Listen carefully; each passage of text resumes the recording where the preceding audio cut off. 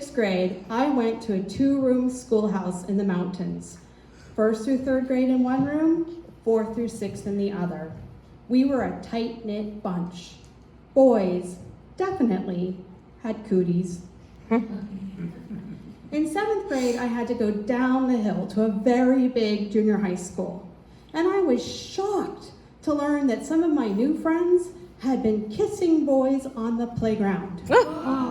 No. I could not imagine kissing boys. They were so gross.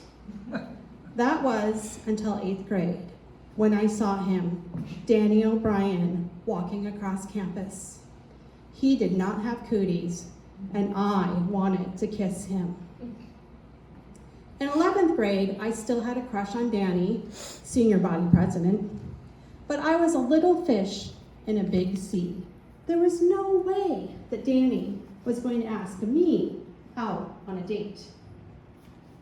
Luckily, the local mother-daughter charity sponsored an annual St. Hawkins dance, where girls could ask boys out on a date. Here was my chance to go out with Danny. As soon as the dance was announced, I asked him, and he said yes, because I was the first one.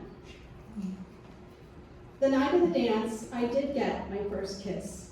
It was in the back of a car, as we drove with another couple to the venue, but still, a kiss is a kiss. That kiss didn't turn into any big romance, but we did become friends. And after he graduated, we were pen pals when we spent a year as an exchange student. We lost touch.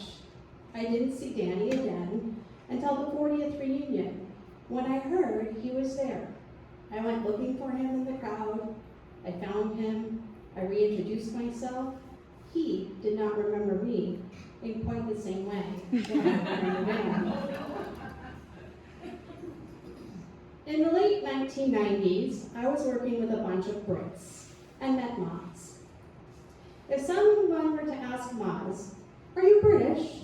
he would reply, "Are you Canadian?" Maz's bright blue eyes sparkled with mischief.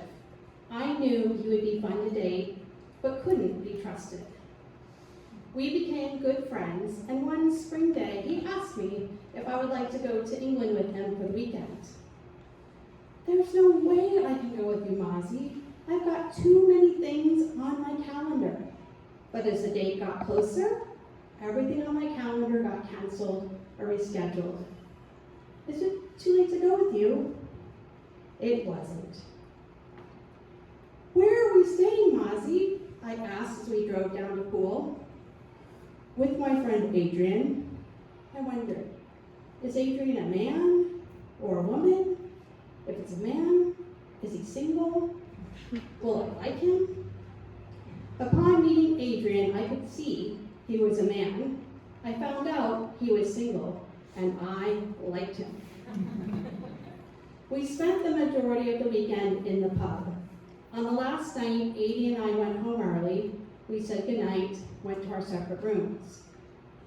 In the morning, I realized Maz had not come home from the pub. He had no idea if Adrian and I had done anything, so I thought, let's play a joke on Mozzie.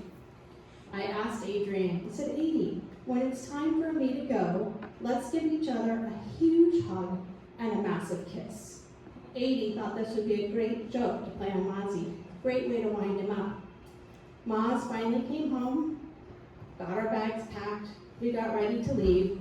Maz shook Adie's hand, gave him a hug.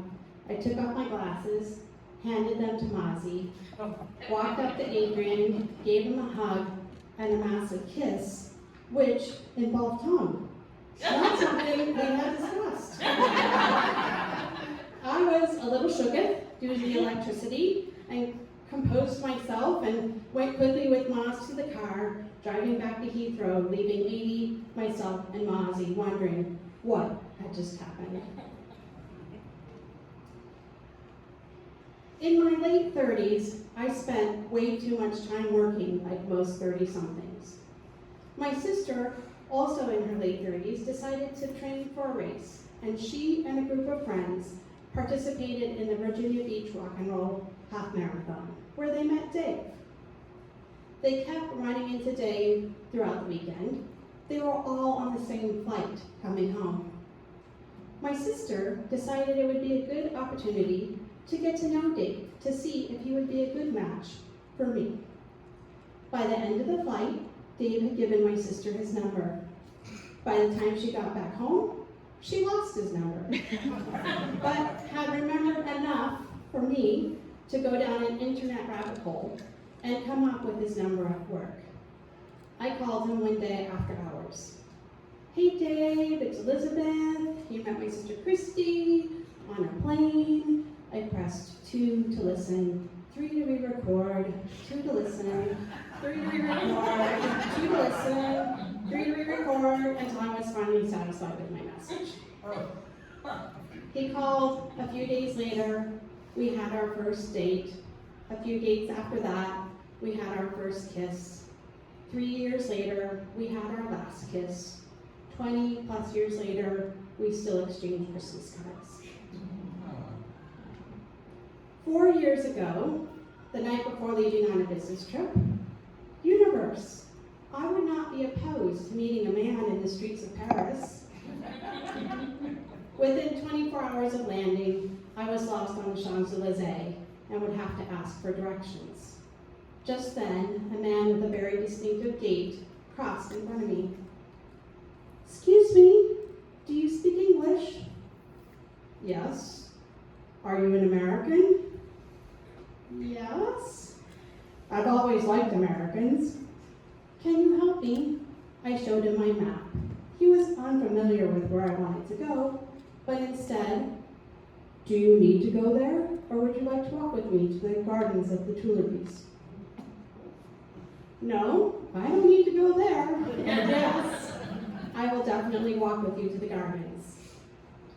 A few days later, as we strolled past the Eiffel Tower, Fareed took my hand in his, and later that night, he kissed me. 4 years later, we've kissed and held hands in the rues of Paris, Thousand Oaks, and Algiers. It took courage to ask the most popular boy in school to a dance, courage to kiss basically a stranger, courage to call a man my sister met on a plane, courage to ask a stranger for directions. But without courage, I wouldn't have stories to tell. Thank you.